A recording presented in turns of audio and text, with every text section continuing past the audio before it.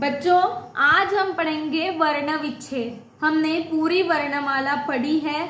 संयुक्त व्यंजन, द्वित्व व्यंजन, संयुक्ताक्षर, व्यंजन के भेद, स्पर्श व्यंजन, अंतस्थ व्यंजन, ऊष्म व्यंजन, मात्राएं, उसके बाद स्वर के भेद, ह्रस्व, दीर्घ, प्लुत, ऐसे अलग अलग चीजें हमने वर्णमाला में पढ़ी है।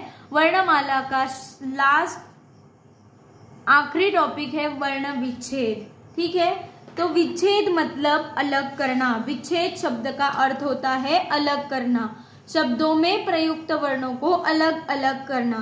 ठीक है, जैसे देखो, इसे कहते हैं वर्ण विच्छेद। बहुत, ये एक शब्द है, पर अगर मुझे इसे अलग अलग करना है, मतलब इसका वर्ण विच्छेद करना है, तो मुझे इसे अलग अलग करना होगा। जैसे ब अधिक ह, अ, क्योंकि ब में अ का प्रयोग हुआ है, उसके बाद ह, उसके बाद ह को पहले उ की मात्रा लगी है इसलिए उ, उसके बाद मैंने त लिया और त में कोई भी व्यंजन हो उसमें अ का उच्चार होता है, इसीलिए हम अ लेते ही है। उसके बाद राकेश, र, आ, क, ए की मात्रा थी इसलिए ए, श और अ। अभी आप बोलेंगे ये क्या है, तो ये मैं आपको विराम चिन्ह में अगले वीडियो में जरूर पढ़ाऊंगी। ठीक है, अभी देखिए अनुस्वार। अनुस्वार मतलब क्या? उच्चारण करते समय हवा केवल नाक से निकलती है, उन्हें हम कहते हैं अनुस्वार। क्या कहते हैं? अनुस्वार। जब किसी भी वर्ण का उच्चारण करते समय हवा केवल नाक से निकलती है, तब उसे लिखित रूप में दिखाने के लिए शिरोरेखा के ऊपर बिंदु का चिन्ह लगाया जाता है, जैसे हम अम में लगाते हैं। इस बिंदु को ही अनुस्वार कहते हैं। जैसे हंस, तो मैंने न लिखने के लिए यहाँ पर टिम्ब लगा दिया। शिरोरेखा के ऊपर टिम्ब लगाना मतलब अनुस्वार होता है। अनुस्वार में पंचम वर्ण होते हैं, ग, ज्ञ, न, न और म। ये जो 5 वर्ण है, पंचम वर्ण, ये अनुस्वार वाले वर्ण होते हैं। आगे हम देखेंगे अनुनासिक। हम देखेंगे अनुनासिक।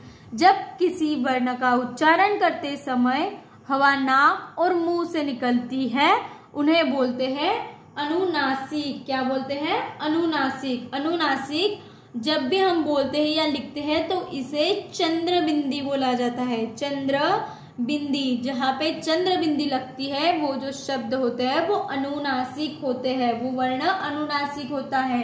जब किसी वर्ण का उच्चारण करते समय हवा नाक और मुंह से निकलती है, तो उसके ऊपर चंद्र बिंदी लगाई जाती है और इस चंद्र बिंदु को ही अनुनासिक कहा जाता है। जैसे चांद, चांद, देखा आपने, न का प्रयोग हुआ, चांद, चांद। ठीक है, वैसे ही गांव, गांव, तो ये जो बिंदी है ये चंद्र बिंदी है और इसे ही अनुनासिक कहा जाता है। उसके बाद पढ़ेंगे विसर्ग। इसका उच्चारण जो है वो ह की तरह होता है। विसर्ग हम इस तरह से लिखते हैं। ठीक है, कह, प्रातः, ह का उच्चार होता है। ये जो चिन्ह है, तो ये विसर्ग का चिन्ह है और इसका जो उच्चार है वो ह उच्चार होता है। इसका उच्चारण ह की तरह किया जाता है और इसका प्रयोग सदैव संस्कृत शब्दों के अंत में ही किया जाता है। जैसे प्रातः शब्द संस्कृत शब्द है, इसीलिए इसके पीछे विसर्ग का उपयोग किया गया है। जैसे स्वतः, तो ये भी संस्कृत शब्द है। ठीक है, तो संस्कृत शब्द में ही ज्यादा से ज्यादा विसर्ग यूज होता है।